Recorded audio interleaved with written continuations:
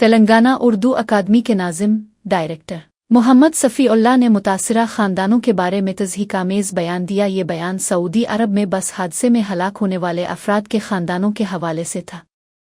ریاستی حکومت نے غمزدہ خاندانوں کی طرف سے 2 افراد کو سعودی عرب بھیجنے کا حکم دیا تھا۔ حکومتی مدد کے اس عمل کے باوجود ڈائریکٹر نے ناقابل قبول تبصرہ کیا۔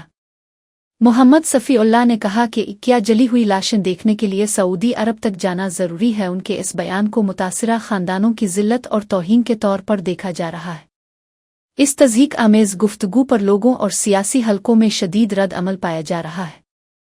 سماجی تنظیموں نے ناظم کے خلاف سخت کارروائی کا مطالبہ کیا ہے۔